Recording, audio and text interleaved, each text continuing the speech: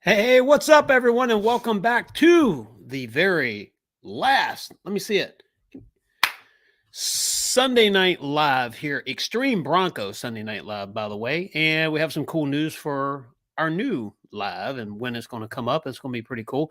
How are you, sir? Okay. Let me switch over to the comments and see if everyone can hear us. Ryan Hemming, hello, Bronco 78. Good evening. How are you? Checking out some of your pictures. Look like you're having fun this weekend. Johnny, thanks for commenting. Nurse AJ, thank you very much. Check us out tomorrow. If you've already left, you'll see this on Monday, and you'll see all the cool news. So, yeah, Mike Max. Hey, Mike, I appreciate you saying that. Yeah. And Ryan, thanks for that mic check. Sometimes we have this crazy stuff going on over here until we get our new studio built just over that way a little bit. So it's going to be awesome. Yeah, point that way. That way. I think you're going to like it too. It's going to have a little bit better backdrop. You know, this is a cover, the banner, by the way, for my book, Driven, which, by the way, if you ever want to get a copy of it, you can go to drivenwildgear.com. And we have this book, Driven, there for sale. It's pretty cool. Actually, I have another book. We just did the outline, and the publisher gave me the big old thumbs up. And we're going to be talking about that coming up here in the future. Not that it's really Bronco or outdoors related, but hey, it's kind of cool, right? Nathan Cross. Hello. Nathan Cross, what is going on? You'll say hi to Nathan? Hello. Sorry, I think I cut you off. Yeah. And Mike, let's see. Good news. I picked up my 2021 Antimatter Black. Blue. Sorry. Antimatter Blue. I know that. Black Diamond. What'd you think? I didn't know that? You said antimatter black. Okay, sorry. Black Diamond is what I was getting ready to say. Congratulations on that. That is definitely pretty cool. Dirk Connor, hello. How are you? Nice meeting you last weekend, by the way, at Super Celebration East. Mark King, what is up, Mark? How are you? Yeah, we had a great. We definitely had a great weekend. Today we were in the Outer Banks once again. That'll be our playground for the summer, right? Yeah. Uh-oh, what's happening? Hey, Tim, what's going on, my friend? Thank you. Joel, how are you? How are you? Yeah. So we got some cool news. We were on the Outer Banks today, and I texted some friends early and let them know. No, we weren't off-roading. We went in the F-250 and went down and did a little fishing and hung out on the beach. Went to a very expensive but a very nice restaurant, wouldn't you say? Mm-hmm. Did you like it? Yes. And Broncos everywhere, by the way. Yeah. So we saw what? Carbonized gray, iconic silver, no, cyber orange. We saw a lot of carbonized grays. What about the cyber orange with the fishing stuff set up on the back? Cool. The platform with the poles and the coolers and everything? That was pretty cool. Yeah, so we're going to talk a little bit about Super Celebration East 2022. That was fun. Gavin had a blast. And we're going to go ahead and you want to start talking about our new live stream and why? Okay, so we are moving our lives until Wednesday night at 8:30. Now, 8:30 might seem like an odd time. Why not 8 or why not 9? Well, I kind of like to do 9. Except little man here has got to get into bed. So we're going to start at 8:30 so Gavin can join us for the first 30 minutes. I go to bed at 9:30. But you don't leave here and go jump right into bed. You got to go get ready for bed. See what I'm saying? I have to leave here, get my pajamas on, probably eat no snack, get something to drink, all right. And then go to bed. Your mom gave me instructions on when this is going to happen, so I'm just following orders. So at 8:30, we go live every Wednesday night, and Gavin will be with us for about the first 30 minutes, and then we can go for the rest of the night. I don't care. There were Area 51 at Supercell. Yep. Bronco 78. Said there were Area 51 everywhere at Super Celebration East. Yeah, that one picture we had with Craig, you joined us there for dinner, and that cruise. There was 3 in that group, right? 3, yeah. Andrea's, Tim's, and ours. Well, not only ours, there were a bunch of other ones. Well, yeah, I mean, I'm talking about in that group little of us. Exactly. But you're right. There were a ton of them there. 40 or 50. out of the 100 or 200 people. Yeah, Super Celebration was so. Yeah, let's finish this. Wednesday nights 8:30, and we start this Wednesday night. So hey, 2 live streams this week. It's kind of cool, right? I'm looking forward to it, and we're going to try to bring more content, more factual stuff, more outdoors, more interesting stuff, maybe More news, more and off-roading. trails, please. That's right. Please. And weather permitting, we have a Mother's Day off-roading trip scheduled. Don't we? And we're taking. Can't tell them that we're taking. No, you can go ahead and tell them. All right, we're taking Just unravel it all, my man. both Broncos. We're not just taking the green one. Yeah. So the blue one's getting dirty for the first time. Yeah, no more mall crawler Yay! status. So it was pretty funny. I had someone comment on one of our videos, and it was a nice comment. And they said, "Hey, you know, there's some reason why you're not getting that blue one dirty, because they see the 22 eruption green and snow and sand and other stuff." And it's one of those things where I wanted to do as much filming as I could of the undercarriage and stuff, which I haven't posted videos, you know, of suspension and everything that you just can't get after it gets dirty a few times. So that's all done. We got our logos, our branding on the side. So we dropped that video this week, and I hope everyone thought that was pretty cool. I know we did. And there's a few more things that we're going to slowly go into that. But then it's starting to accessorize the Area 51, the 21 Badlands. So it's going to be pretty cool. But yeah, we're going to take both Broncos out on Mother's Day, which is a week from today, and we're going to have fun. And that's my wife's idea to go. What are you throwing around over there? That's my wife's idea to go, because she loves off-roading, at least going to the beach. So that is off-roading. And this time we are going to go swimming. We are. We're actually going to stop, and we're going to park, and we're going to do the picnic thing and the swimming thing and whatever. Alexa's probably just going to tan, but it's going to be fun stuff. So anyway, I hope everyone can join us for next week's video. It's going to be very, very awesome. Speaking of Alexa, she's over here. Do you want to join us, Alexa? You don't want to join us, Alexa? Okay. James, let's go back to the comments. So James had a blast at Super Celebration East. So did we. That was definitely pretty cool. Kevin Wheeler, what's going on? Can you elaborate on what a solid engine 2.7? Yes, I will.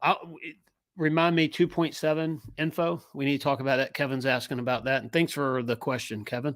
Appreciate Anthony Young. Well, he's not saying what's up to me, he's saying what's up to you. Laura said, why last Sunday?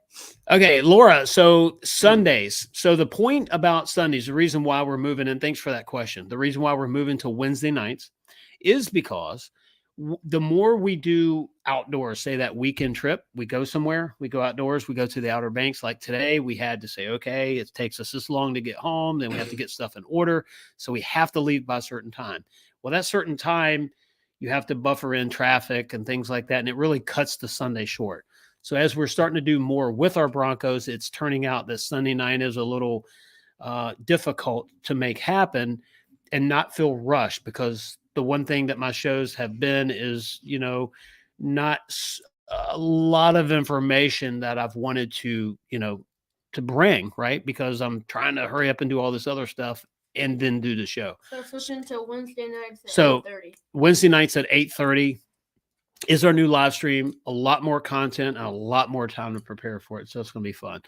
And then if we're out and about on the weekend, you know, you go on that Friday to Sunday trip. When you get in Sunday, you're not having to kind of hustle around and do the live. And so that's the reason for it, is the content is most important to me. So we're picking another night for that reason. All right, so let's go back. So Anthony, you said hi to Gavin, not me, but I've known you most of my life, so I know what you mean. Hope you're doing well, Anthony. Laura, thanks for that question. All Terrain Nation, hey, what is going on? What is going on? We have a video, by the way, that thanks to Tim helping me out with some audio, because we had a lot of background noise when we were trying to film our All Terrain Nation and Bronco Wild Outdoors review of the Bronco Raptor. That Tim helped me out with that, so I definitely appreciate it. All Terrain Nation, thank you very much for that super chat.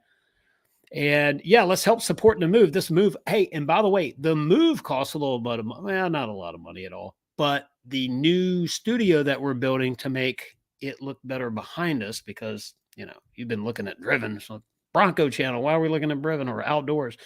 The new backdrop for the new area for our studio, which is on the other side of the room that we're in, is going to be much more. What do you think?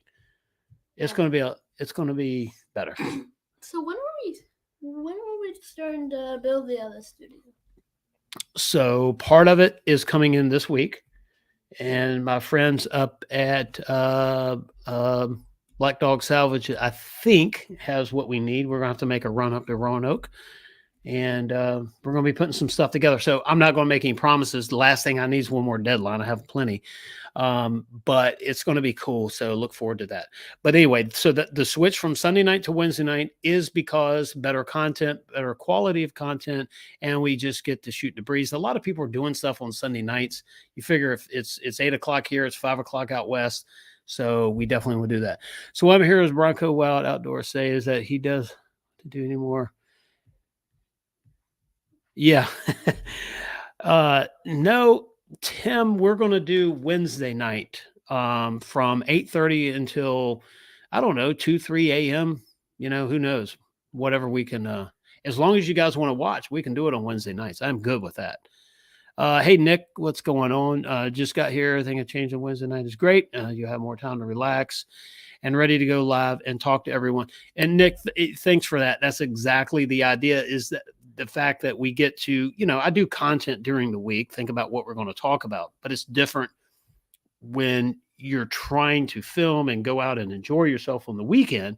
It just gives us more time. And remember, I want to start bringing tons of value to the show, and that's what we are going to do. And plus, I need to see a black. Yeah. So, Dave, sometime what would be cool, not terribly far from you. I know him well. 2 a.m. is good.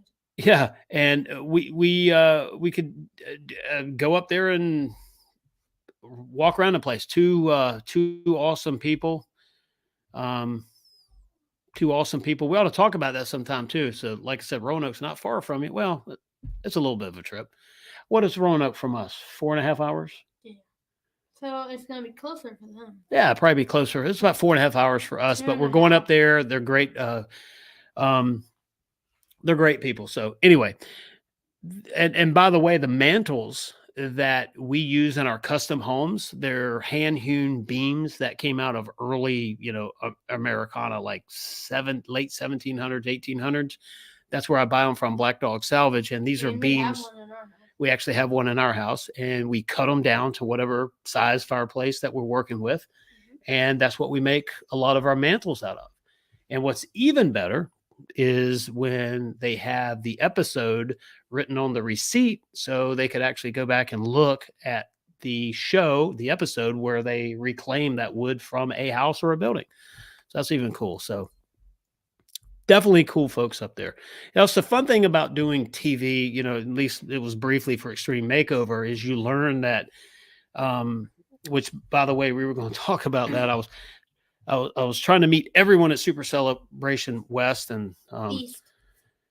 Super Celebration East. Did I say West? Yeah. I'm thinking about West, man. I'm already thinking about North and West and all that. But South, East. Yeah, South. Anyway, we've actually worked with some pretty famous folks out there, so it's not starstruck at all. But I don't care. Kevin, you should you hit a Bronco run trail, why in the Roanoke area, lots of water crossings.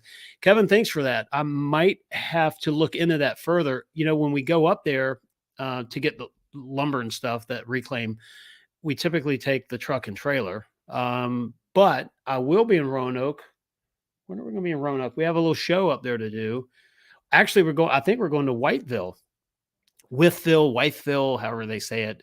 It's in the southwestern part of the state, and that's at the end of May. So we're definitely looking forward to that. So I think we might be able to pull that off that weekend, is maybe go through there and take Kevin up on that good advice of finding some water crossings and have some fun. Which, by the way, water crossings, remind me, I'm all over the place tonight. Ford has a new patent going, and the Ford Authority has it out there. When are Actually, Gavin, why don't you find this for me? What are I'm you- sorry. Go ahead. So all the people in chat, what are you guys' predictions on when they're going to release the trail map feature on the Bronco? That's a very good point. Because it's been 2.5 years, but no trail map. Yeah.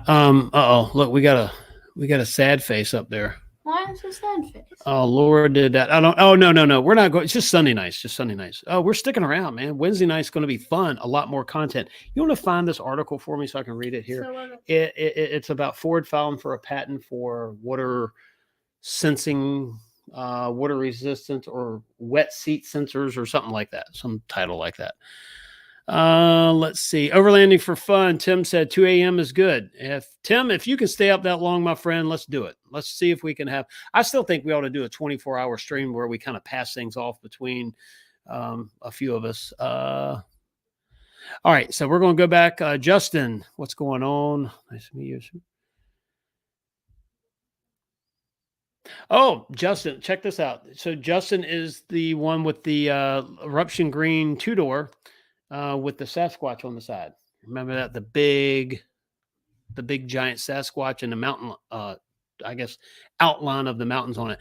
Very good. Hey, let's try to put together an off-road event in North Carolina. That would be great. I was thinking about that this week, and I think it'd be, I can't tell him or invite anyone else, but, I mean, I think we'll show up for it. So let's do that. Let's plan something, make it happen. It's going to be awesome. So is it like Bronco wet seat thing? Yeah. It's Ford Authority. It's but what is it? It's something to do with water sensing, moisture resistant interior, and water sensing. So, like if the seats get wet, something tells you. It's actually on their forum there. While you're looking that up, we're going to go from there. So, Super Celebration East 22 was a great event. We got there late on Wednesday. We had like 2 hours to go on Wednesday. And then we were there Thursday. We got there a little late on Thursday morning because we just needed some rest, but we had a blast the entire time. And for all the people that were responsible for putting together that show, at least in my opinion, you did a great job.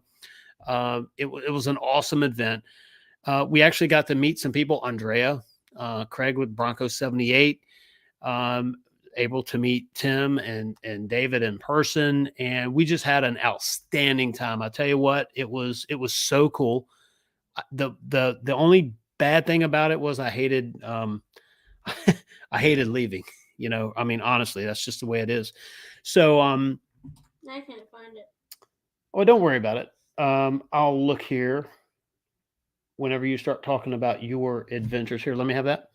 When you start talking about your adventures at Super Celebration East. So the event was great. We actually we stayed in Pigeon Forge. And so we were able to do some stuff over there. Little Gavin here wanted to ride go-karts, which you want to tell everyone real quick before we dive any deeper. How did you do on the go-kart over in Pigeon Forge?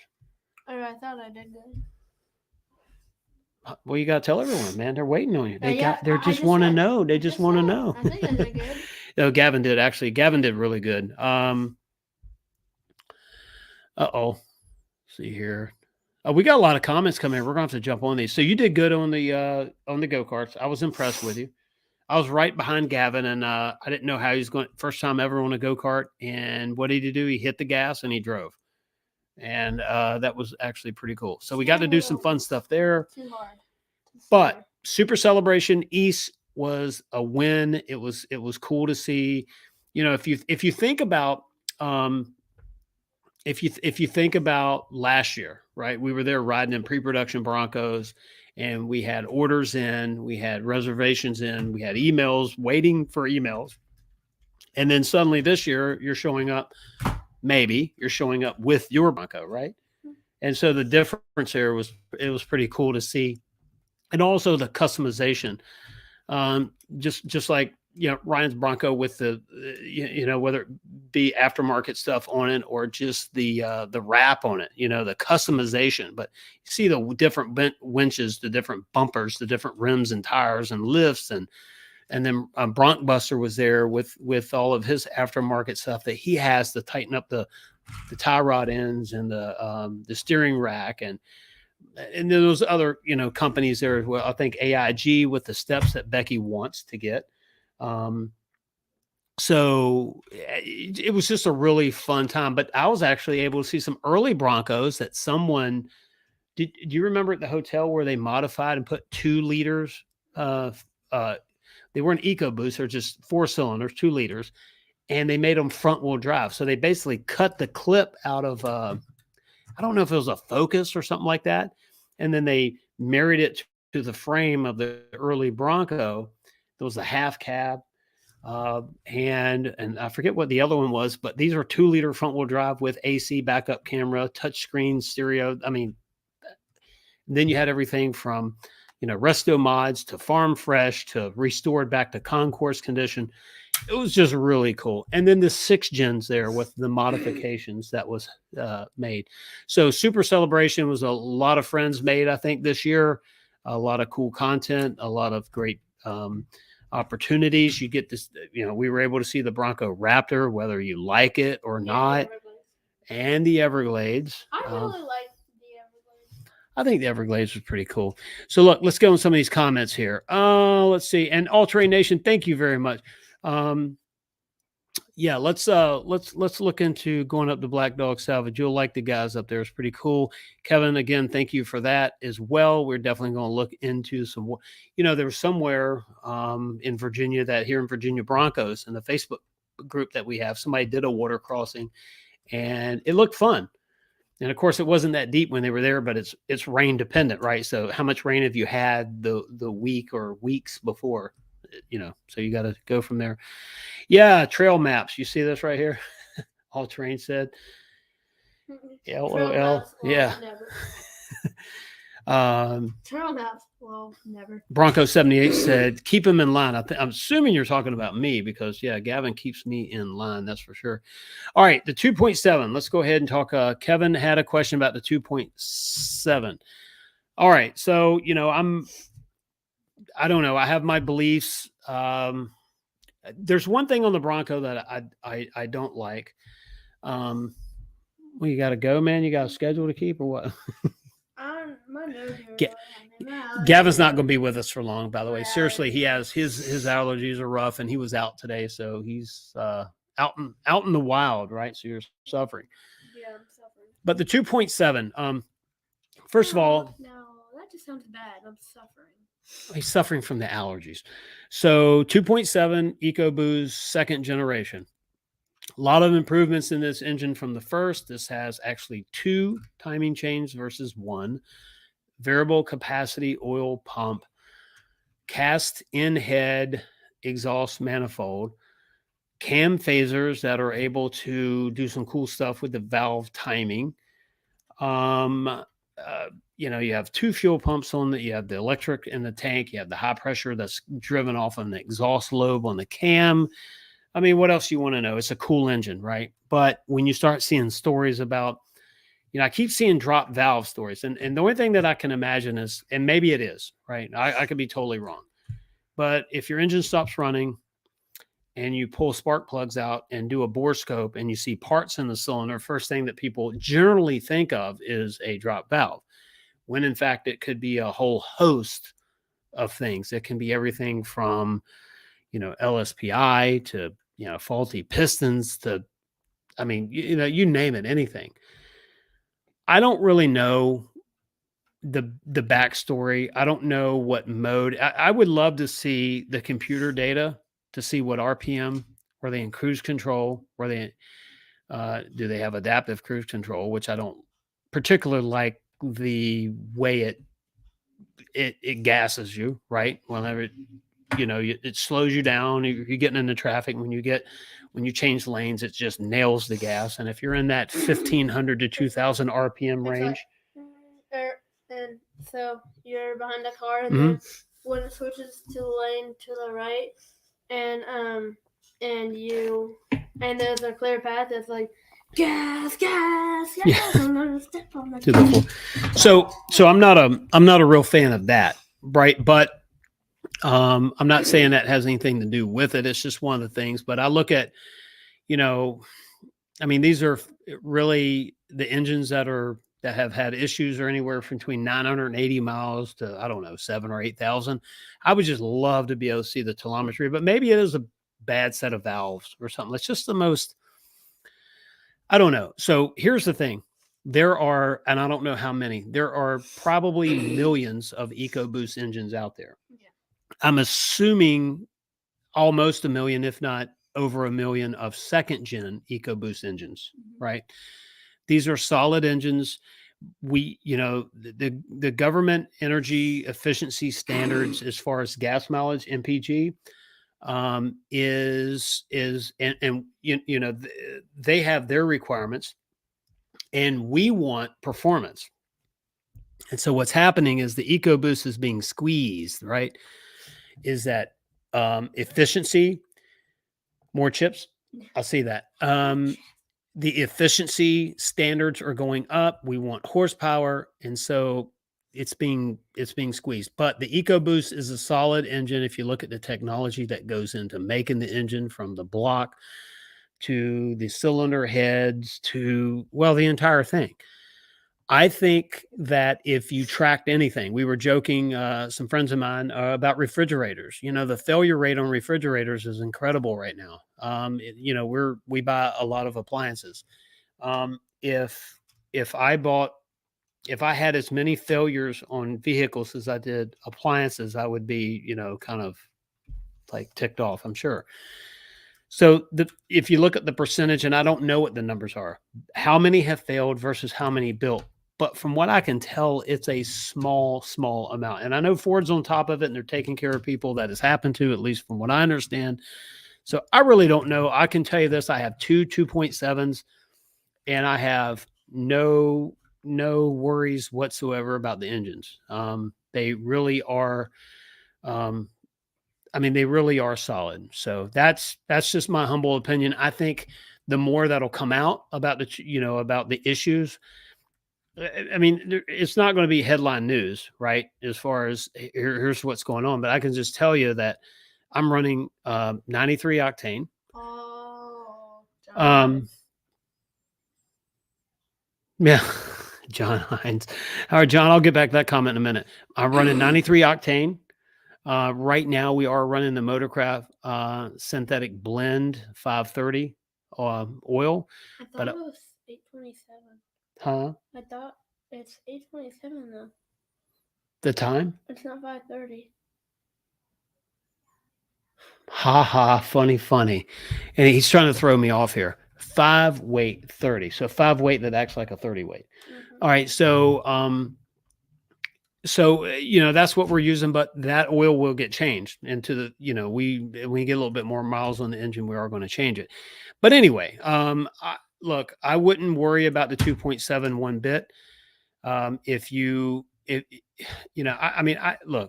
don't really know, but I can just tell you right now that as far as how many have issues, I think it's a very, very small amount. I love ours. I think it's great. The 2.7, 2.3 is a good engine as well. So anyway, if you have any particular questions on the 2.7, ask them in the comments. But as far as just generally speaking, there's nothing about the engine that I don't like.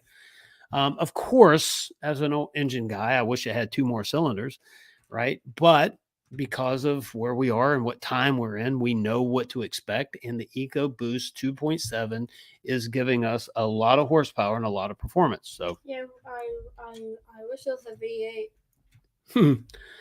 Let's see. Checking in after a week. Hey, what's up, Kyle? What's going on? All right. Hey, Flo, more chips. Yeah, you know what? We need more chips. I was able to talk to someone that has some knowledge about this subject actually last week, and they said that there was going to be a lot of happy order holders and all across the brands. And my neighbor who ordered an F2 or F350, who's been waiting for a build date, right after that comment, suddenly Monday got a build date. So, and someone else that I know, we're not going to mention him on the air, but over there that way. Oh, yeah. So his truck will be built the end of May. So it's actually pretty cool. Let's see. Bronco 78, is that still a thing? Trail maps. We're just playing catch up here. Kyle, thanks for checking in. Alan, Corey, yes, 2.7. Dr. Detroit, hey, what's going on, my friend? 2.7. Let's see. Gavin got all the big interviews at Supercell. Bronco 78, Gavin did. So Mitchell Watts, by the way, is a super, super nice guy. We talked to Mitchell for quite a bit before we did that video. He was a cool dude, wasn't he, Gavin? Uh-huh. And that's Gavin's new best friend there. So definitely thumbs up for him for being such a cool dude. Let's see. Kyle, or excuse me, Overlanding for Fun, Tim. Saw your inquiry about the patch. Good deal. All right, cool deal. You ready to go, my friend? Yeah. John Hines. Good evening, Gavin. So you have a special guest, your dad. Yeah, so I'm his driver. And Guest. I loan him money. well, not loan. I give him money. I give him groceries. Yeah, loan. Well, no, Mom gets the groceries. Well, who fed you today when we were in Outer Banks? Me. No, the restaurant. Okay. You paid, but I paid, right? So No, ultimately, do I get some credit? Okay. I hear you. But John, everybody. And John, it was good meeting you as well. You want to say goodbye to everyone? Goodbye, everyone. Gavin's out, man. He's a rookie. He's got he's going to take his allergy stuff and go to bed. All right, hey. Come here. See you Wednesday night, right? Yeah. You're going to be live and ready to go. Live, ready for our new live. All right. But anyway, John, it was great meeting you as well. And thanks for saying that. Yep. Becky and Gavin, they keep me straight and pretty cool. Alan, I live in upstate South Carolina. Let's together. Yeah. You know what? I'm looking forward to an off-roading event somewhere in North Carolina. That'll be great. Let's do something. Let's put something together. Actually, if you want to, head on over to Virginia Broncos, which did originally start out as a Virginia resident type thing, but it's open to everyone now. That's the best way of doing it. Go to Virginia Broncos on Facebook and, request to join, and we can stay connected that way. I actually want to put together an event to Outer Banks first. Next thing is up in the mountains somewhere. And of course, I'm looking for some advice in that. Kevin had an idea about Roanoke and some water crossings and things like that. I'm looking for somebody that knows that area well to maybe kind of lead that. And then let's head out to the western part of the state as well. And look, if you live in Tennessee, West Virginia, or anywhere else you want to drive from to head out there and meet us, let's put something together. Let's start putting these Broncos to work and let's start having some fun. That's going to be pretty cool. But yeah, definitely interested in that. Yeah. And by the way, Dirk, get with Tim on that. These patches that he's got is pretty cool. We actually were able to also get stickers from All Terrain Nation and Overlanding for Fun, which are going on the back of the 22. They're actually pretty cool. Let's see. What's up, everyone? I'm Gone in 60 said, what's up, everyone? Hey, I'm Gone in 60. Hope all is well. I followed you on Instagram and liking some of the pictures there. All the pictures you're putting up. Pretty cool. Awesome job, by the way. Are they still having issues show up with the 2.7 or most of them built during a certain time frame? Bronco 78, that is a good question. So the consensus has been it was sort of a limited production. The Drive had an article on this I read yesterday, and so they're saying it's a certain timeline. But then some people have complained recently about issues as well. Here's the problem. Without facts, it's just, somebody could have an electrical issue and then suddenly they think it's a 2.7 thing. I don't know if it is a valve issue contained to a certain time. There was an article, like I said, written in the Drive, and I think they said that there was a valve redesign. I have no idea if that's true or not. I'm just reading this stuff. I have no way of knowing. I wish that I could talk to someone at Ford that had direct knowledge of it. It would be great because I have a theory of something that needs to be looked at, but I'm just a guy on YouTube. Let's see. Good mobile motto. What's going on? How are you? Let's see. Just arrived at my destination 1 week in Michigan, Upper Peninsula. Well, I'm glad you made it safely. Hope you enjoy it up there. I don't know what the weather's like, but we actually had a decent day here in the 80s. Pretty cool. Dale Scholes, what Ford models use the same engine? Okay, so you're going to put me on the spot. I know that the F-150 does.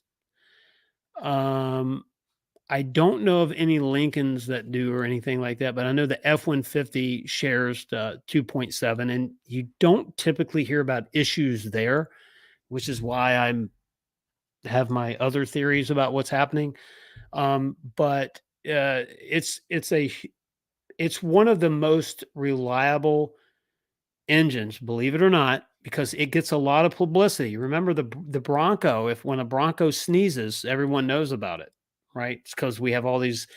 We talk about it here. Other shows talk about it during the week. You have all types of social media groups that are just around. I heard a squeak. I heard this. I heard that. A little piece clipped here. I mean, if you knew that about appliances, like we were saying earlier in the home building business, you would quit what you were doing. It's like, God. So I think the attention is hyper aware. Now, if you're somebody that's lost an engine in a Bronco, it's a big deal. I mean, it's a big deal to anyone, but it really is a big deal for you. I'm not minimizing it at all. I'm just looking at macro. I look at things in a macro scale. I look at real estate in a macro scale, finance, the Bronco, right? And so if there's 10 out of 100,000, I mean, that's a small percentage. Now, if you're one of the 10, it's one of the worst days or worst time that you can imagine. And I get that. So, but anyway, getting back to your question, Dale, the 2.7 I do know is in the F-150. Now, I do question whether it's the exact same. Is there a compression change or is it just a tuning change, right? So it's hard to get all this data, but I know roughly it's the same second generation engine and it's a good engine. There is no question whatsoever. It's a solid engine. So let's see. Christopher picked up my Bronco Friday. Congratulations, by the way. I know you've been on here for forever talking about that. Congratulations. 2.7 two-door. Good power. Barton Ford did, as they said, nothing over MSRP, no extras, no gain. Yeah, I don't know them personally, but over at Barton and Beach, they're, you know, high quality, stand up, good people, good dealer, very impressed. I actually, can you hear me? Can you hear me? I actually bought a vehicle from. Hey, everyone, let me know if you can hear me. I just unplugged my mic by accident. I actually bought a couple company trucks from them and was super, super excited in the past. Let's see. I'm going in 60, had a 2.7 in my all-wheel drive Fusion and loved it. No problems at all. I agree. Like I said, it's a good engine. Mike Max never had an issue with my F-150, 2.7 and loved the engine. That's why it's in my Bronco. I highly agree with that. Mobile Motto, getting back to your comment up in northern Michigan, cool and damp. So, yeah, I hear you. We had nice weather down here today. It was actually, I think we have rain coming in though, so it's going to be. But today in the Outer Banks, we had fun, and I'm still in the old beach clothes here. I haven't had time to change. Let's see, mine 5:30, also 5:23. Nathan Cross, Dr. Detroit, mine is 5:30.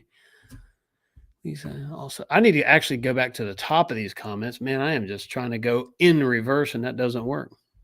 I'm gone in 60. I will tell you, Gavin, you said that. I appreciate that. Let's see, Outer Bank. So, anyone here getting a Bronco Raptor, by the way? I would love to know that as well. Bronco Raptor, you either like it or you don't. And if you don't like it, generally it's around the fender flares, right? Johnny's Car Care and review. What is going on? If Maria and I can get time all. So, Johnny, we need to talk about that. You're coming from the furthest destination, right? Let's plan something where we can send out to all of our friends and try to get everybody in one area with as much lead time as possible. I think it'll be great. I think we can have a really, really good time and get some good filming in and have some fun. So, it would definitely be cool. Yeah. So, Kevin, the Outer Banks event would be nice too. So there is, if you go to Bronco Nation and look on some of the events scheduled, and I haven't looked in maybe 3 weeks, but unless things have changed here at the end of May there is there's an event there on and Corolla actually. Now, after what is it, Memorial Day? I guess it's Memorial Day. Yeah, Memorial Day. There's passes required so you have to buy passes to go on the beach. But up until that point, or right around there, you can just drive out there. But it doesn't really matter. I mean, getting a permit's easy. You just stop in and get it online, actually, or you can stop in some places there. But we definitely need to do that. It's be awesome. Today, Gavin and I and my daughter Alexa, as soon as we went over the Wright Memorial Bridge, there was Broncos everywhere: cyber orange, carbonized gray, iconic silver, antimatter blue. We did see one eruption green, Big Ben, I think it was. They're kind of all over that place there. And of course, a ton of Jeeps as well, headed down to Corolla and possibly Hatteras. But we do need to do an event there. So go to Virginia Broncos, ask to join. We'll talk about it here. We'll talk about it there, and let's put something together. And maybe we can tag that event that is published or was published on Bronco Nation, so we can try to get as many people there as possible. And if something happens to that, let's create our own date. Let's just go out there and do it and have fun. Christopher said, I sense Becky may have not enjoyed the celebration East as much as Gavin. Actually, Becky enjoyed it, and she's looking forward to next year. She's also talking about renting a cabin that sleeps, quite a few people, so we can have a bigger group there and kind of hang out and do more filming and more, stuff.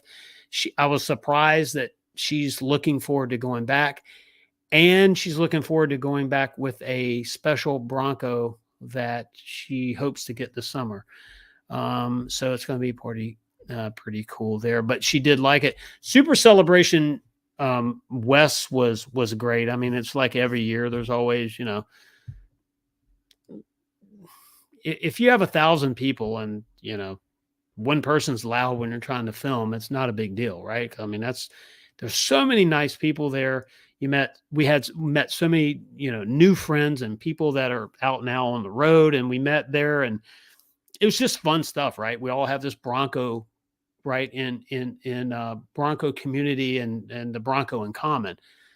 I actually went to a restaurant there and ate the best rainbow trout ever. I couldn't believe it. Most unlikely place that I thought I would ever have that experience.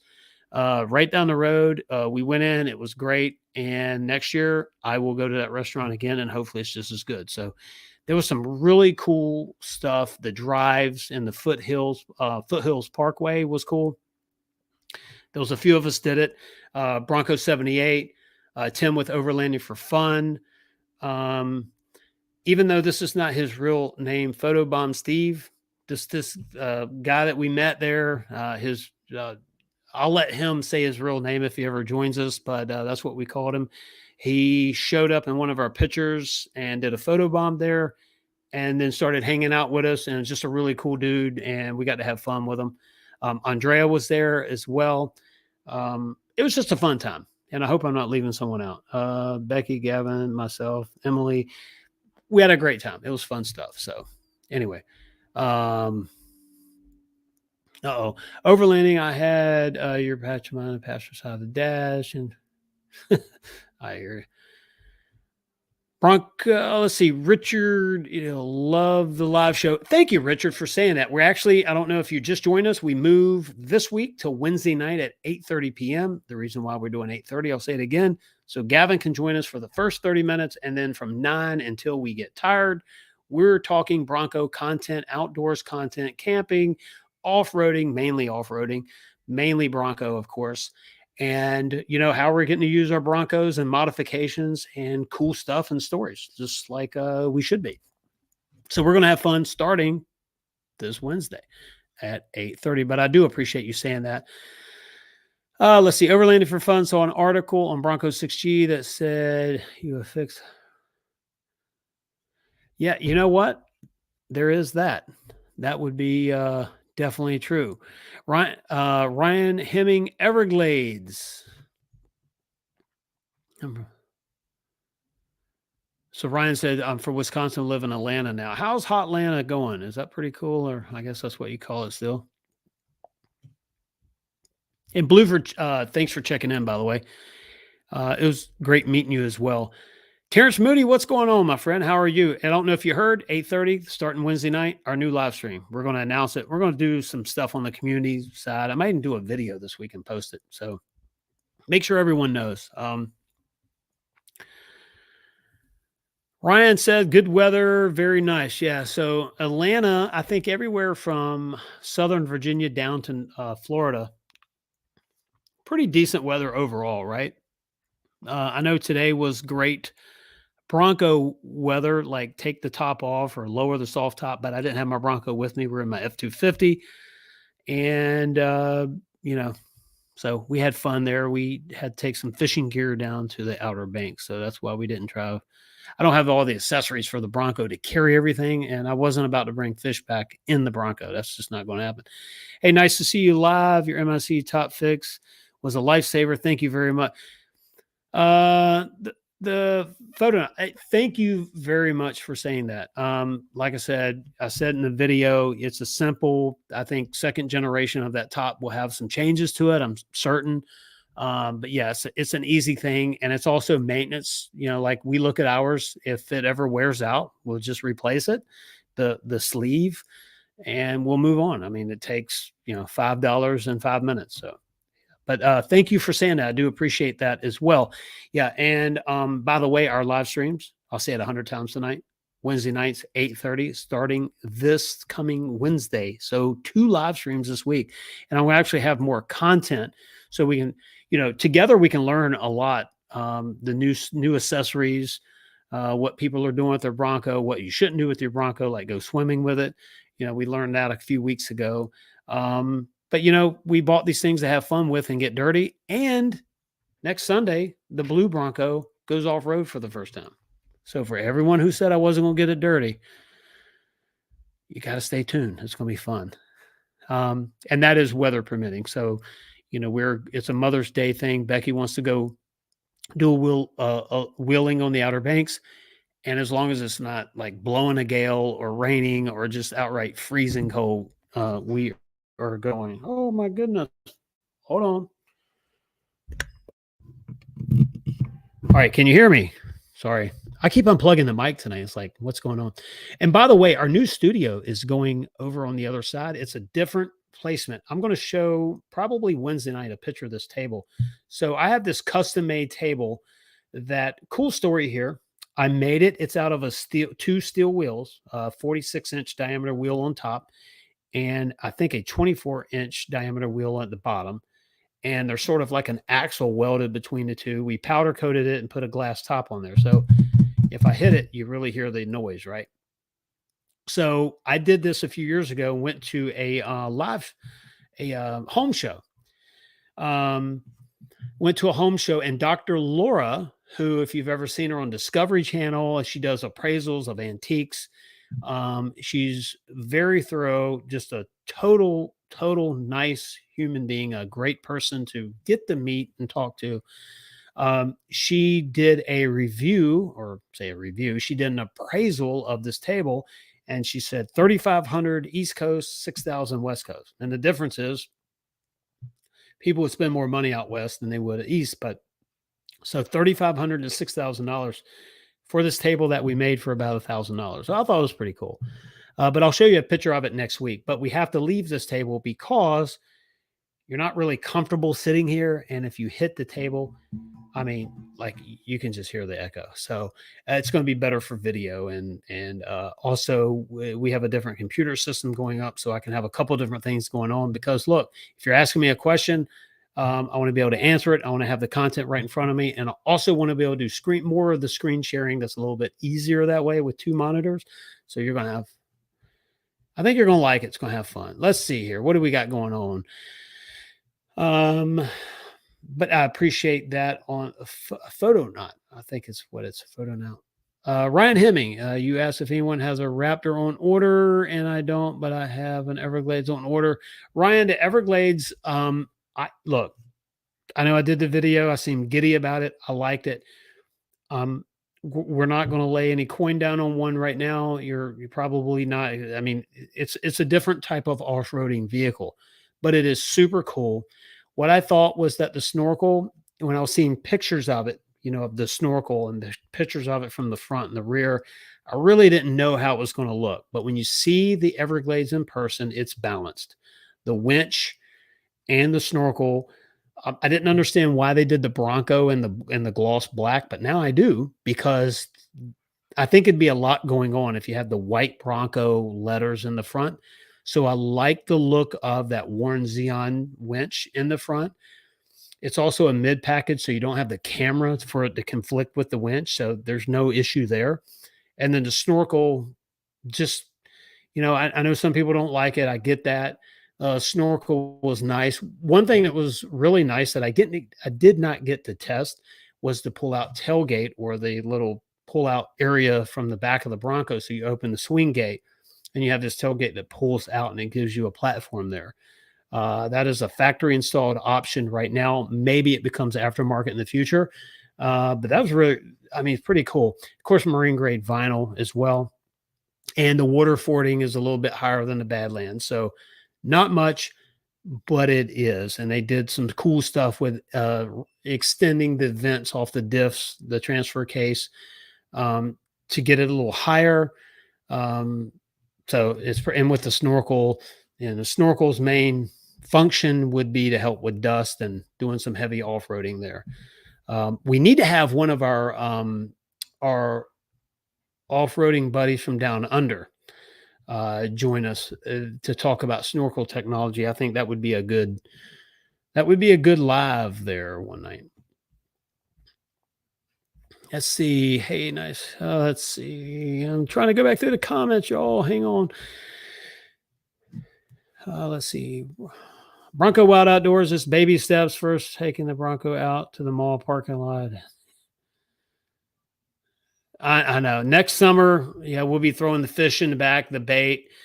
First step is getting it out of the mall parking lot, right? And I'm going to send it. I think we'll do a send it video where I drive through a mud puddle before we go to Corolla with it. So I know it's getting dirty. I told my wife, I said, if I scraped a tree, flipped it over in a ditch, rolled it back over and hosed it out, everybody'd know it's a real off-road vehicle then. But I'm trying to keep it looking nice as possible. And so it's going to be fun. Let's see. Ryan can't seem to get a VIN though. Ryan, hang in there. The VINs, I think, are going to start showing up pretty quick. The word I got was a lot of product, a lot of chips, modules being built, shipped. Broncos. Quite frankly, I think they're running out of space to store stuff. So I think what is getting built, right? And it's getting sent out. And then you have the transportation thing that you've got to worry about, the backlog there. Our country has a real issue right now with the workforce. I deal with it every single day. And that starts with the parts suppliers, getting the parts, getting it delivered, getting it built, and then getting the finished product delivered. Manufacturers right now have one heck of a time dealing with the basic stuff. Yeah. Tim said I was giddy about the Everglades, and I was. Look, I think it's cool. And by the way, so unofficial, I can't confirm it. The marks, if you look at the big badge on the side of the Bronco, the marks that are on there, and then there's one in particular that has Sasquatch on it. That's roughly 35 and a half inches from grade. So, the water fording is like 36.1 or 0.2 inches. So pretty much what they were saying was, hey, unofficially, where the Sasquatch is written on that big badge on the front fender, that's the line. The next line above that's called your insurance agent, and the line above that's called recovery. But basically that's about the 36 inch, just shy of 36 inch mark, which I thought was pretty cool. So the marks on there probably do mean that, or mean something. I don't really know, but I do like the Everglades. Look, if I didn't have the Badlands and I didn't have this other Bronco that we have our eye on, an Everglades is a cool option. It really is. And there was, by the way, a lot of snorkel Forerunners and a couple of Jeeps in the Outer Banks today. I saw running around with snorkel. So it might be one of those things that's, there's a name for it. When you see something and you start to see it everywhere. RAS, articular activating system in your brain. So when you see something or hear something, then suddenly you see it and hear it everywhere. And it might be one of those deals, but I saw a lot of snorkels today. I like the fenders on the Everglades too, the more of a squared off. They're not square, but they're in between. They're a hybrid between the radius and square. So they're squared off. I do like the 12-inch screen. And remember that 12-inch screen is typically reserved for high package or luxe, and you're getting it there on the mid. So it's a cool little feature that they've added as well. Let's see. Miss Gentoo Raptor for practicality and the larger size. Considering trading my Bronco first edition for a Raptor.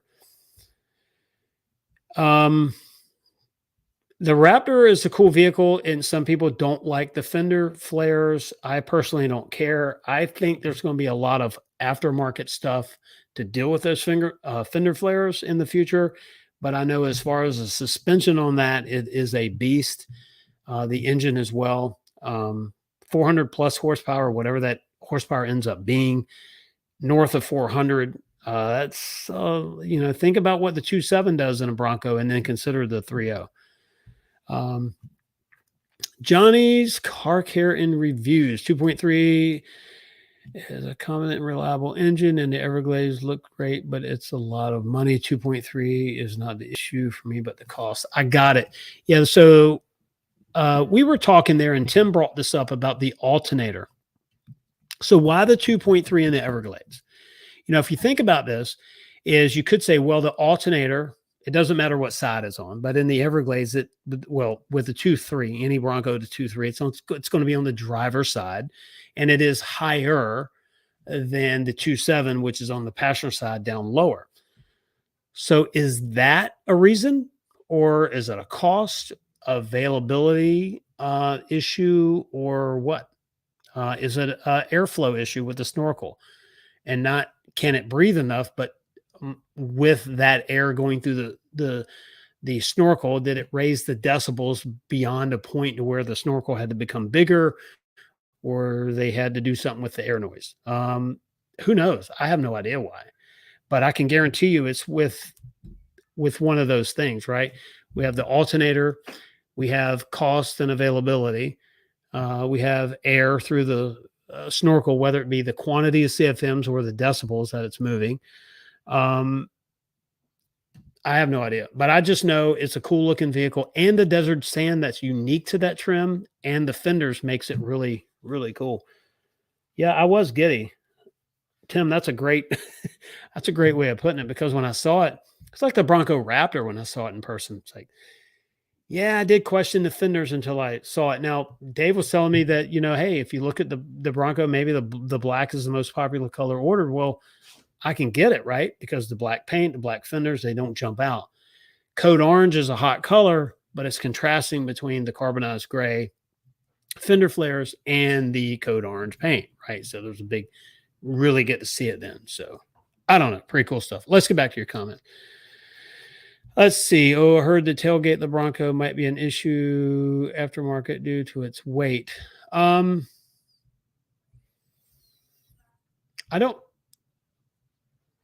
haven't heard that, right? I know the tailgate is the factory. Right now, it's a factory option only. That's a good point. Maybe. I mean, it's definitely possible. Yeah, you wish you could get the Everglades in the manual. Yeah, and that's another thing. You get the 10R60 10-speed automatic. There again, don't know why. Let's see. Wait a minute. Somewhere in the back of my mind, I'm thinking I do know why. I don't know. Somewhere I remember hearing about, let's see, performance. I don't know. We'll research that. How about that, Ryan? Because that is a good deal. Ronnie Dale. You didn't pull the tape measure and double check the measurement. Actually, someone there had a tape measure and we did check it. However, Bronco 78, we were in that grass and it was, so we had to guesstimate, because it was a little rough there. We had to guesstimate from the bottom of the tire up, and it was roughly 35.5 inches. So Technical disasters. You want to follow up on your question? Yeah, let me know more on that. Let's see, but roughly 35 and a half inches if you want to know. And we were in grass. It wasn't like you were on asphalt and you could get an exact measurement. But let's see. The Everglades just had breathers in the snorkel, right? It should be easy to add.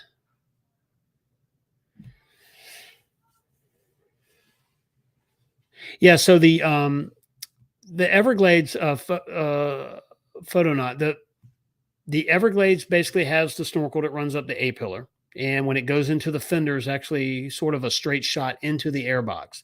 So pretty cool design, straight, least passive resistance, that type thing. Could you add it to other trims? I don't see why not.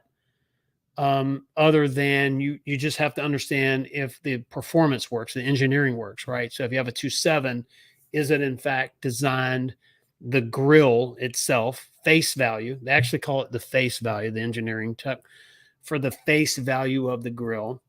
Also, the grill, the more air you run across the louvers, the more vortices you have, the more turbulence you have, the more the lack of free flowing air you have. So all of this stuff is figured in. So how much more air does a 2.7 use or need than a 2.3? I don't know. Definitely someone that tunes and works on EcoBoost engines could tell us that, but I have no idea. So I don't know if it would work on any trim, but it would be safe to say if it works on the 2.3 in the Everglades, that any Bronco 2.3, you could add that snorkel. And that snorkel is a modified design between a ram air, and I know turbo engines don't require the ram effect. However, driving down the road, you get the ram effect whether it needs it or not because of the forward-facing grill. Unless in the Broncos case, you switch and you put the blank on the front and you put the grill on the back. Why would you put the grill on the back? That would be for heavy dust, wet snow, heavy rains. You're going to go in. I mean, if you get to a thunderstorm, you're probably not going to pull over and switch it out. But if you're traveling and there's going to be a lot of rain, then maybe you think ahead and you switch the grill then. But if you're looking for total performance, having that forward-facing grill and the blank on the back would probably be your option. However, a lot of dust and a lot of dirt, airborne stuff, you'd make that conscious effort to switch it over so the grill's on the back. Turbos drag basically air in. The compressor is sucking in air. But I will say this is that the easier you make it for air to get into the airbox, the easier it is for the compressor to pick it up and send it, right? So I'm able to use the word send twice. Let's see, send air through the turbo compressor and send my Bronco through a mud puddle in the mall parking lot. I was able to get that out again. But yeah, technical disasters. If you haven't commented again, I definitely want to know. Elaborate on that, the ubiquitous. Oh, let's see. Johnny Marina, can I get over the fender flares? Those are great points to wait. Yeah, Johnny, I think that if you look at the rest of the Bronco, that the fender flares become one of the things that either you warm up to or you do something different in the future, right? Someone's going to create an aftermarket product. So maybe you're like the rest of the Bronco and the fender flares. Now, this is my understanding. We all have this knowledge that we get from different places. But what I understand, it was a production issue to send this Bronco down the line at MAP, and someone at Ford could definitely help me with this if we could ever get invited to one of the reviews and stuff. I'd love to be able to communicate with you and help get the message out, right? But it seems to me that it's a production issue, that there was no way to really paint, from what I understand, with the extra, 9 inches. Now I'm hearing 8.2 in the front, 8.6 in the rear over base Bronco, but then somewhere else there's printed, it's almost 10 inches over base. Maybe it's 8.2 wider than the Sasquatch and 10 inches wider than the base. There's two different sets of numbers out there, and I really don't know which one it is. What I didn't have was any way to measure the Raptor that we just reviewed in Townsend, because if I did, then I could obviously measure mine, measure it, and figure it out myself. But just reading different things, I've seen it printed two different ways. But I think the fender flares, if it becomes your only issue, is a very solvable issue in the future. But I think the reason why they are the way they are is because it's a production issue. Now, I will also tell you that painting them, imagine those flares getting beat up and they're painted. Then you know where that would go in the forums as well, right? So I think having them decarbonize is the safest way to go as a manufacturer. And then whatever you decide to do to your particular Bronco, that's kind of up to you, right? And then you're going to live with it. So let's see, Johnny, that was your, did you already talk about Ford pulling out of SEMA? I did not. G Willikers, All Terrain Nation, if you go over to their channel, they have a video on that, which I did not know until I saw Dave's video yesterday. It was either early yesterday or early today. My weekend's kind of crammed together. I think it was yesterday. And I did not know that. So I started reading some more articles on that today, and I really don't know why. I mean, is there a bigger story down the road? Is this sort of a change between manufacturers and where they're going with the ICE and electric? Don't know. I mean, maybe that'll come out one day. That really why, but I would highly suggest you go over to All Terrain Nation after our live stream and check out the video on that. Dave talks about it in detail, and I think we might do some digging on it as well and see what we come up with later this week. But G. Willikers, thank you for that question. I do appreciate that. John Hines, 400 plus and a 3.0 Bronco. Yes, that's what they're saying, 400 plus. And, we've all guessed at the horsepower. I'm saying 445, which I know the engine's capable of. But maybe it could be 405. I mean, that's 400 plus, right? Maybe it's 415. I have no idea, but I would think that they would try to get it to the point. And here's the thing. I'm not one to compare the Bronco Raptor to the Jeep 392. And there's a couple reasons for that. There is a weight ratio thing in the Bronco's favor. There's also the idea, and this is where I'll get beat up in the comments, but it is my humble opinion that the EcoBoost engines with the small diameter scroll, especially in the 3.0's case, the dual single scroll dual turbos, right? So one on each side of the engine. So they're single scroll. They wind up pretty quick. There's less turbo lag because the turbo is mounted closer to the engine, as well as some tuning that they've got with the exhaust. There's less drag. I think personally, with the weight and that the Raptor is going to perform just as good, if not better. Now, there's nothing like the V8 sound. I'll tell you that.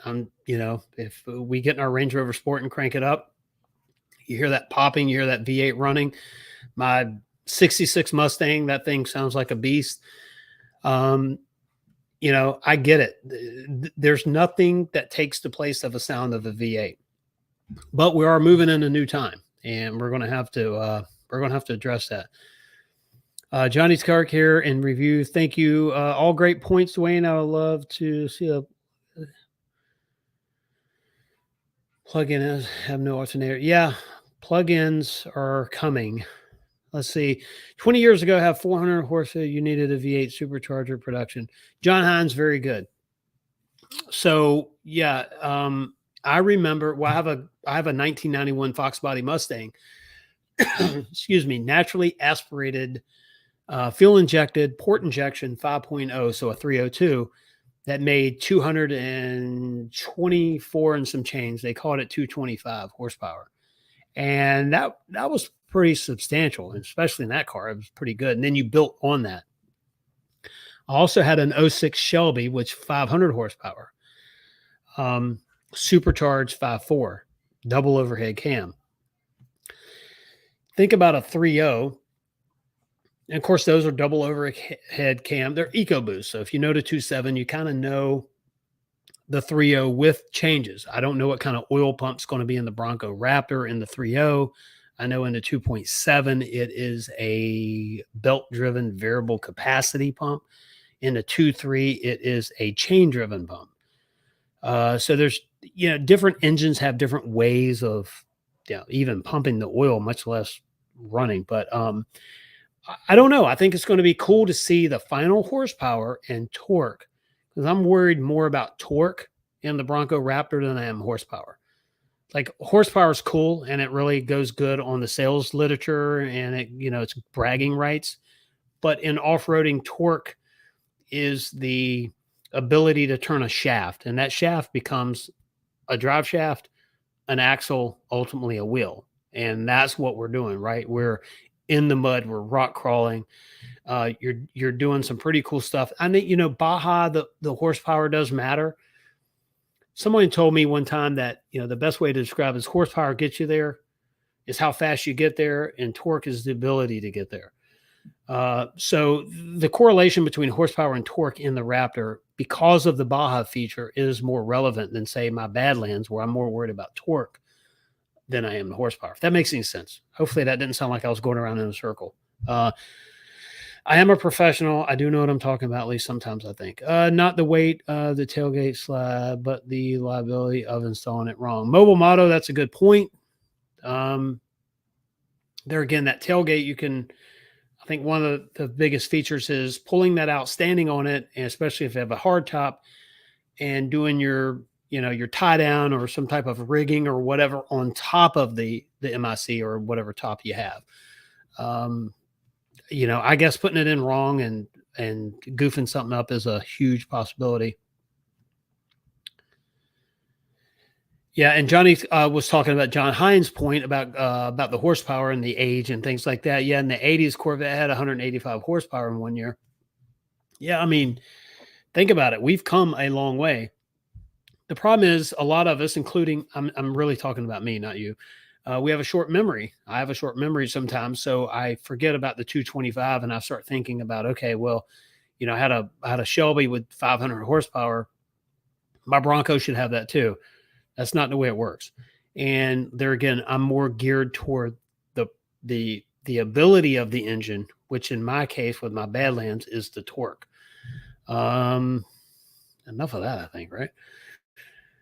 Let's see. We're spoiled by horsepower these days and take 300 for granted. Johnny, I couldn't have said it any better.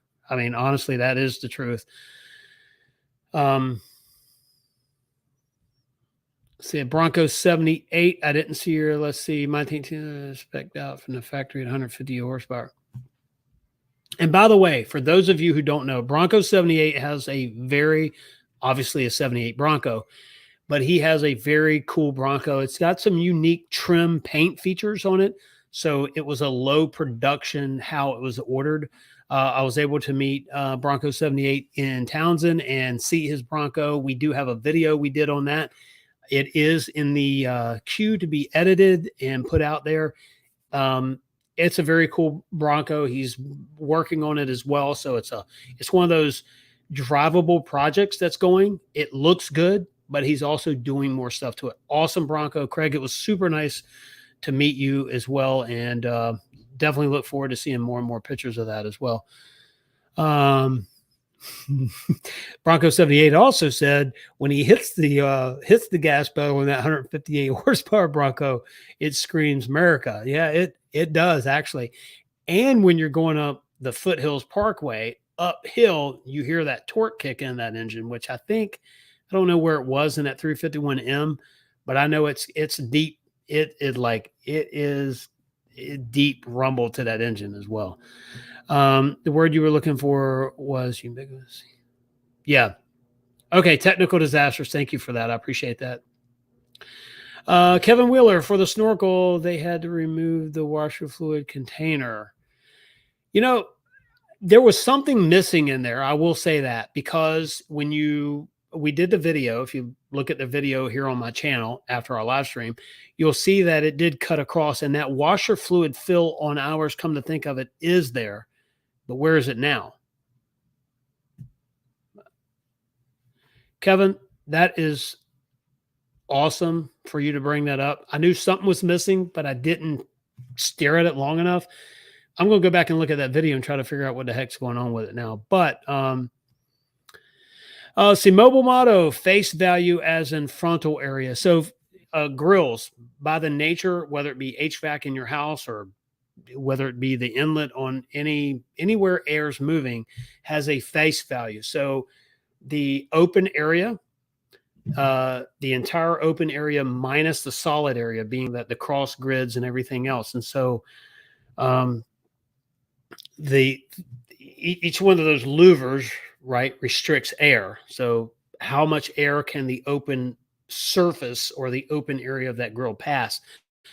That is the face value. That is mainly the term used in central HVAC, commercial HVAC, because of grills and CFMs of systems. But it's also, I don't know if engineering and in the automotive engineers use the term face value, but it is a value of air that can move across an opening, and that opening then has to increase. Now, there is something about drag and static, and man, we can get all into spaghetti on that. I get it. But there is something to be said about how big the opening is. That's why ram air snorkels, when the snorkel goes up, it opens up, right, to a bigger opening so that you can get a maximum amount of air into that snorkel.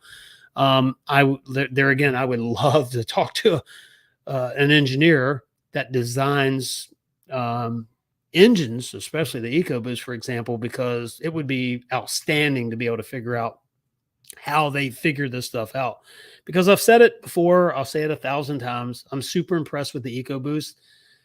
I know how hard it is to make horsepower. I know what we used to do, stuffing air into an engine, burning cam to cylinder bores, swept volume, big camshafts, trying to let a lot of air in and get rid of a lot of air just to make horsepower. And it was loud and created a lot of heat. And, so I have a 600 and some horsepower 347 that burns 110 octane, overheats in July, next to a 500 horsepower Range Rover that can run on a 100-degree day with the AC going in traffic.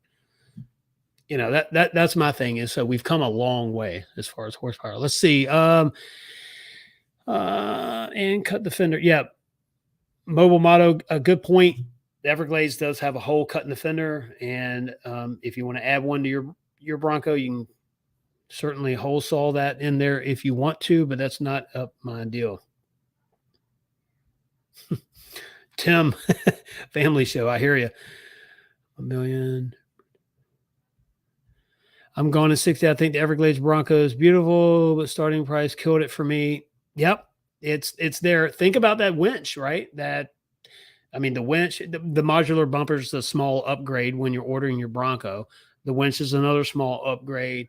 They had to add for that 12-inch screen for the slide out tailgate. So yes, and the roof racks on that one as well. Not a big deal, except for a Badlands owner who can't get the factory roof racks, have to go off market or aftermarket. Let's see here. But yeah, the price on that, I think it's starting at $54,000. However, when I looked at the Everglades, the one thing that I thought of was if you were buying a Bronco to modify, Ford gave you a head start on that. They gave you the winch, you have the roof racks, you have the slide out tailgate, you have a modified rock slider or rock rails. I think they are rock rails, but they're different than the Badlands. You have the steps, you have that winch in the front, you have the snorkel. So you already have that head start to really modifying that Bronco. Also, the wheels are unique. The 17-inch wheels that kind of look retro, that dish look. You really do. If you think about, if you bought a Black Diamond and then modified it that way, where would you be in price? And then having factory warranties on all the stuff that was done. So I think when you break it down that way, the Everglades is not a bad value. Oh, let's see. John Hines, early 2000 Shelby Cobra Mustangs had less than 350 horsepower. Definitely spoiled. Yeah, so my 2007 Shelby, which I got in July of 06, had 500 and maybe 5 or something like that. I know it's 500. Richard doing upgrades, orders, or Roush air intake and exhaust should be here this week. Good deal, Richard. Let us know in the future how that goes. I'd like to know, if you've, and also if you have a chance, really pay attention to the MPG, how you drive and kind of consistently drive it. And then after you do these upgrades, see how that changes the MPG at all. And obviously the performance, it's going to change the sound. But see if it changes anything else. I would love to know that as well. And thanks for mentioning what you're doing there. Johnny's Car Care Review, and they can't paint it once it's installed. Yeah. All right. Johnny said, and they can't paint once installed. Yeah, like they don't have the setup for these huge fenders, 2-story cylinder card at least. Yeah. Johnny, I think when you look at the performance of the Bronco Raptor, the fenders become the thing that makes it uniquely Bronco Raptor, right? Going down the road, there's going to be a distinction. You got the Ford script in the grill. You know that. You have the 3 amber lights in the grill. You've got the red and amber lights on the mirrors. You've got the 3 red lights across the back. Obviously, the 37s from the factory, which anyone can put 37s on a Bronco, but you've got that stance. But the one thing in the daylight that you'll know coming from a distance that it's a Raptor, first would be the fender flares. Second would be the script in the grill. And at night would be the extra lights. Now, of course, people do add those 3 amber lights in the grill. So maybe at night you think you're seeing one, and you saw someone that added, the Oracle lighting or some type of aftermarket stuff. But in the daylight, you'll be able to tell. Yeah, I mean, you'll definitely be able to tell. Let's see. SVT, John Hines.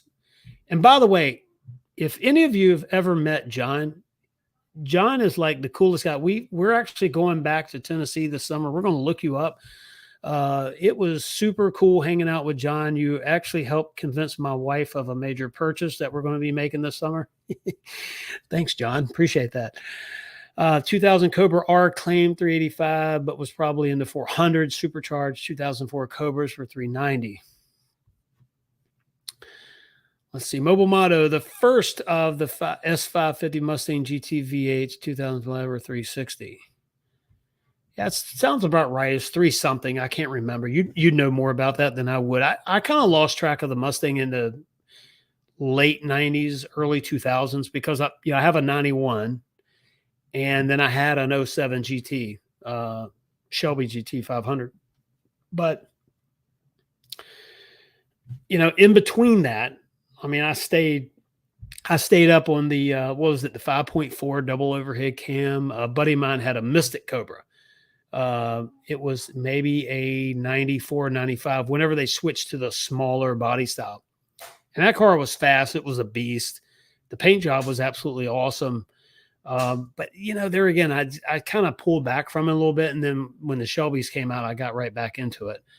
And I actually sold that car a few years ago because the writing was on the wall. They were building them better and faster with better suspension, right? Independent rear suspension, a lot more horsepower. I mean, now the Shelby GT 500 is like just a race car, but you can, street legal race car. Let's see, 1997 Mobile Motto said 1997 Explorer V8, last of the 302 with the GT40P motors for 240 horsepower. Mercury Mountain Hero GT. So Mercury Mountaineer with that motor in it. Interesting. Cool. I'm going to 60, said 300. The 05 Mustang had 300 horsepower. The S550 had 435 in 2015. Cool deal. Yeah, if you look at how the horsepower has grown, like I said, someone mentioned it earlier, and I forget who it was, maybe Johnny, we get spoiled, right? 300 is considered nothing when 300 is quite a bit. I mean, 300 20 years ago was a struggle. With the engines and the technology that we had. Let's see here. Kevin Wheeler is still. Okay, Kevin's talking about the. I'm jumping. Kevin Wheeler said it's still there, talking about I think the washer fluid box, but it's out toward. It's more toward the engine. That's a good point. So I'm going to go back and look at the video. I remembered thinking to myself, if you look at my Badlands, just behind the airbox, looking at it from the grill was the filler for the washer fluid. And I was so happy to see everything, when we could raise the hood on the Everglades. If you raise the hood on the Everglades, coming in from the A-pillar at an angle was this oval shaped duct which I'm sure it's ovaled for a performance reason, also space. There was some type of boot that David had mentioned was maybe for some flex between the engine and the body, which made a lot of sense there. So there's a flexible joint there. I need to look at that washer fluid. That's very interesting. Thanks for bringing that up. There was something missing and I didn't pick up on it. See, Mobile Motto, friend had a SC 4.6 ran in.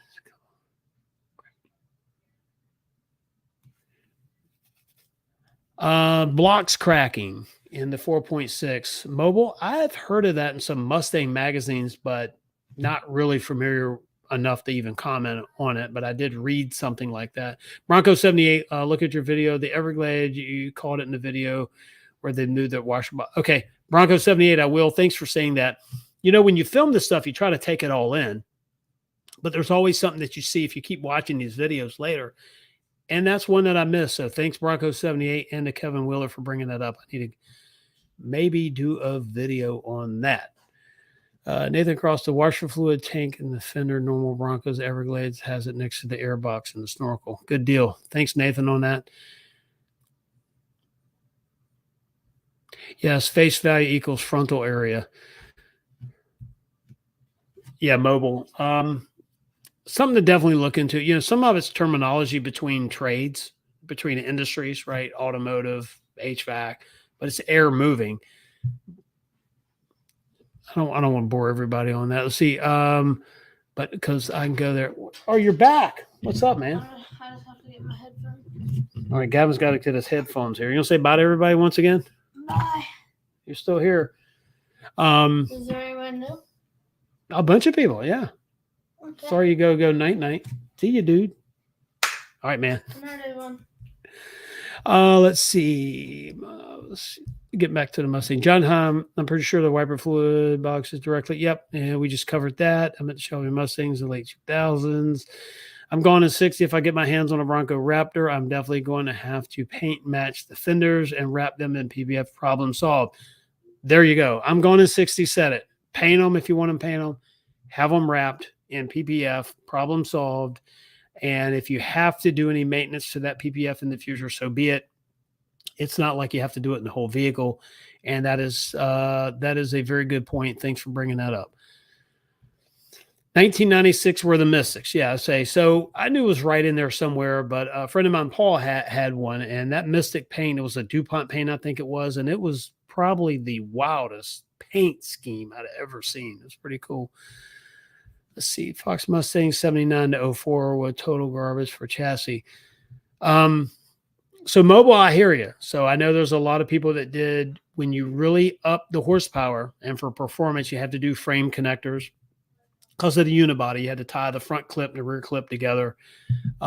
People did bracing under the hood as well, and that helped, but I get it. There's a video out there from one of the Ford reps that said on the Bronco Raptor that you add roughly, now don't quote me on this, I'm going off of memory and I have a lot of stuff right here, but I think it was up to 50% more rigidity by adding that aluminum cross brace over the driver's head, so on the B pillar, and then the carbon fiber cross brace in the rear of the sport bar.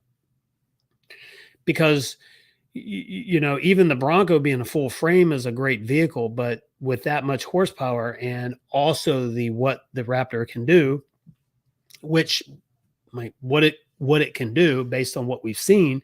The one thing that I see on the Bronco Raptor that is the most telling is all the bump stops that they've added on the frame and the lower control arms, which is telling me that that vehicle is prepared to go airborne. That's just, I see every video or every picture I see of the Bronco lately. Well, half of the pictures seem to have it in the air. So I'm looking at that saying, they know that. So the cross braces and that's important, but getting back to the Mustang, I do get it. A lot of people had issues, especially drag, trying to get a car to hook up. In the more horsepower you had, the more twist you had, the more flex you had, the more the grip you lost, that type thing. So that's why at certain points, cars became full chassis and they just bolted the stuff back on. But if it was a street car, they were adding front support between the shock towers and doing frame connectors, is at least the ones that I've seen. So, oh, let's see here. The MSC 302 had a lot of work. I don't know. Yeah, I'm not. I need to read up on the 4.6s. You know, we've got two company trucks with 4.6s in them that are stout engines. But I mean, they're work trucks. They're not like performance, right? So, okay. Bronco 78 said, anyone planning going to Wisconsin Supercell? So we are looking into going. However, it's unlikely. If we go, we'll drive. So Becky and I have another Bronco off rodeo to do this summer. Gavin and I are looking at going to Wisconsin for the Supercell. If we go, it'll be a flying event for us. We'll fly there, and who knows, maybe we can rent a Bronco. But I don't know if anyone else is going. It'd be nice enough if anybody else is planning on going. But it would be awesome. I don't know. Anyone else that we're friends with here might be doing that. So, and by the way, if you haven't already, please like this video. And if you haven't, if you're just watching us and you haven't subscribed, definitely would appreciate if you would hit that subscribe button. That definitely helps us. But liking the video, believe it or not, does a lot for us. And it helps YouTube spread us to other people that like Bronco and off-roading content. And it is a huge, huge help. Alrighty. Someone I watched the video was removing a wrap and the paint was coming off with it. They recommend waiting 90 days. Mobile, if you're talking about on a Bronco, yeah, I'm not a fan of any new paint job being wrapped immediately at all. But that's just my opinion. I am not the paint expert as well. That's just from listening to people that actually paint cars advise me or tell me that. I'm wondering if the carbon fiber brace on the rear of the Bronco would be available for the regular Broncos in the future. It's possible. It's a Ford Performance part. It at least has Ford Performance written on it. I would assume that it will be an upgrade as commodities start to loosen. That is a good point as well. Of course, if you have the sound bar, the JBL sound bar, it's one or the other. You can't have both. But who knows? Let's see. Bronco 78 said technicals as I love to get to Colorado, but think I can be.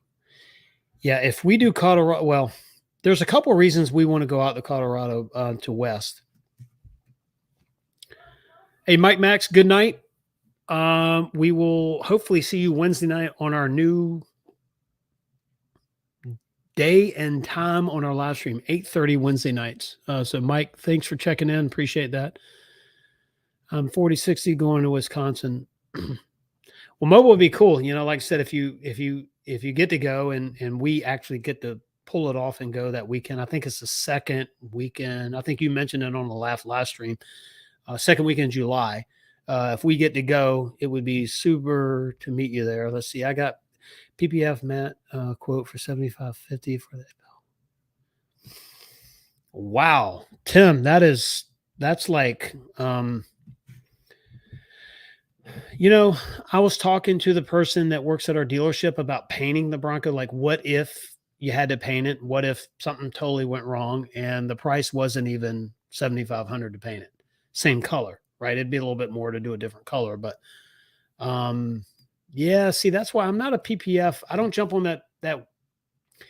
We added our branding to the side of our Bronco, and we did it in roughly a 2.5 mil vinyl wrap with a coating over it.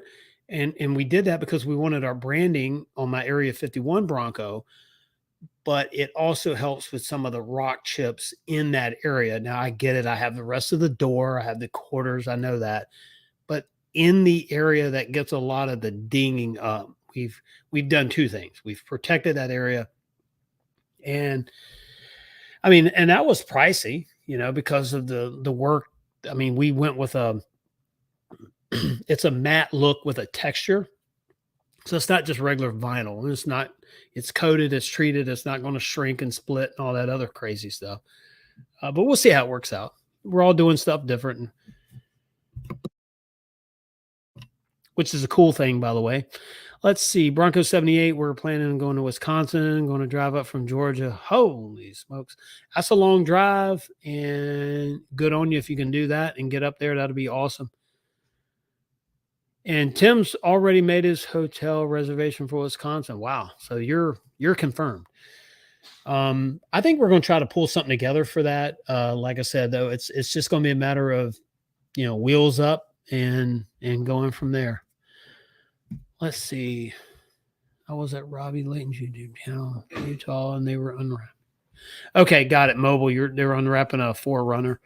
I'm gone in 60. Good night, everyone. You said good night, everyone. Well, good night to you. I'm gone in 60. I appreciate you tuning in tonight. I really do. Look forward to seeing you, or at least chatting with you. It'd be weird if I could see you. Chatting with you on Wednesday night. My first trip I wanted to make was going to Pikes Peak for the hill climb, but I don't know if I'll have my Bronco by then. Mobile Motto wanted to go to Pikes Peak. That was I've seen several vehicles there do that. I remember when the Hoonigan, Gavin, Ken Block, right? Yeah. Ken Block and the Hoonicorn when he went up Pikes Peak, and I think he had went from the carburetors to the turbo at that point in that Mustang. That thing was incredible. But I've seen off-road vehicles do it. Other vehicles do it as well. And sorry to yell over the mic like that. Gavin's just in the next room, and he doesn't forget anything. So I've got to ask him. Bronco 78, Wisconsin, July 6th through the 9th. Okay, thanks for that. I appreciate that. Mobile Motto's talking about the white paint. Bronco 78, 15 hours. Okay, that's not terrible, right? I mean, it took us 9 to do from southeastern Virginia to Townsend. Yeah, Hoonicorn. Okay, Mobile. Thank you for that. Yeah, that Mustang, by the way, was built in, so it has a Roush Yates engine. And I forget the Weber style. They had carburetors on it in the beginning, and then eventually went turbo, and I think twin turbo actually. And the thing is a beast. If you've ever haven't seen that video, look up. I think the video was called Gymkhana 7 or something like that. Yeah, it's an incredible video to watch. Ken Block is an incredible driver, by the way, a drifter. Let's see, 1,500 horsepower. Yep, electrics will continue to decimate the Pikes Peak. Yeah, so turbos really help at Pikes Peak because of the air thinning. How fast the computer can compensate and different things like that, but aftermarket. So it's pretty cool. Folks, we've gone 1 hour and 40 minutes. I didn't think I was going to do an hour tonight. So I knew, let's see, he nipped the small rock pile. Yeah, if you go back and look at that video, there's also a video when he was in the Hollywood Hills and he almost went over that mountain. That was incredible. Okay, Tim said I'm about halfway between Dells and Townsend, 6 hours each direction from central Indiana. Well, that's good. That's a good place to be, right? So you get to do both of them. For us, it would be a drive. If Gavin and I go to Supercell West, we'll do some other stuff. He'll have to fly out with his mom. I'll have to drive out. It's just a complicated trip, but I would like to do it at least 1 year. So if we're at Supercell North, it'll be because we fly there. I can assure you that. But we're going from there. All right, everyone. Well, look, we're tuning out for the night. If you have any last questions, go ahead and answer them right now. Otherwise, that's it for Sunday Night Live, Extreme Bronco live on Sunday nights. This is our last Sunday night show, but the good news is we're back on Wednesday nights at 8:30 p.m. every single Wednesday, and we'll have more content. In roughly 30 days or so, we'll have the new studio set up. It'll be a better backdrop. I think we'll have more fun. We'll have more content in there. And by then, the Blue Bronco will be officially out of the mall crawler status, and it'll be dirty. It'll have sand in places you're not supposed to get it, or you're supposed to get it. It'll be an official deal. And by the way, if you would like to support our channel, head on over to drivenwildgear.com, pick up a copy of my book, Driven. Look, if you're looking for a little burst of inspiration or to figure out why I do what I do or think the way I think, it's probably in that book. You know, I have a black and gold Mustang. Well, the car right here on the cover. I have this car that I looked at sitting in the backyard, and I was able to buy it back. The story about how I got the car back, I had owned it. First, I saw it when I was 13. I got it when I was 17. I sold it later, got it back. That whole story is cool enough. But the idea was it's sitting in the backyard, and I realized I didn't have the money to fix it. Things had to change. And so because of this car, things changed, right? So read the book, figure it out. If you like support the channel, that would be great. If not, that is fine. All Terrain Nation, thank you for the super chat earlier. I do appreciate that. And everyone that's tuned in tonight, I do Technical Disasters, $4.99 super chat. Thank you so much for that. I greatly appreciate that. I really do. That is very awesome of you to do that. And definitely tune in Wednesday night. You know, I think we'll do another story on the EcoBoost between the 2.3 and the 2.7. There's a lot of stuff out there. There is someone that does a lot of EcoBoost building. They build these engines, they tune them, they do them for actual race cars as well as street cars. I'm trying to convince them that it's good for them to be on the show because their knowledge of the EcoBoost system, the EcoBoost engine, and the systems that run it is incredible. Probably the best people that ever wrench on an EcoBoost. So definitely we'll love to have them on the show. But look, everyone who I have fast cars, Broncos shouldn't be fast. Mobile Motto said it right there. I have fast cars, Broncos shouldn't be fast. You're absolutely right. And I think what happens with the EcoBoost, it becomes about performance. If you want to up your game as far as torque, if you want bragging rights with horsepower, that's great. But I'm looking for torque. Honestly, the Badlands that I have has the power to do what I want to do. There's a video on my YouTube channel right now, the short, and it was where we went up a sandy hill.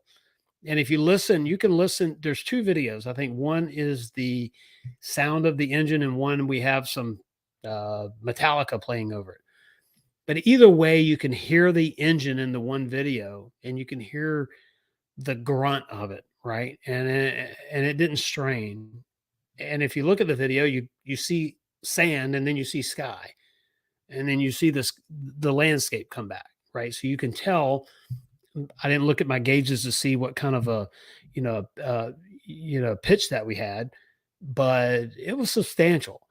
The Bronco has the performance there that you need. So Mobile, you had a great point there. You know, at some point you just got to maybe work on doing some of the accessories and go have fun wheeling your Bronco and leave the engine alone. Overlanding for fun. Yeah. Google Maps has me going through Chicago, but that's Bronco 78 talking about torque, brakes, driveline bits. Yep, absolutely. I don't need a fast Bronco. You do you. I hear you. I mean, that's just the way it is. You don't need a fast Bronco unless you're doing some Baja stuff, and then the Bronco Raptor becomes the best of both worlds, the rock climbing ability, as well as top speed of whatever.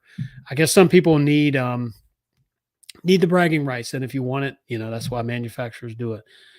I might be faster at 65, but yeah, I hear you.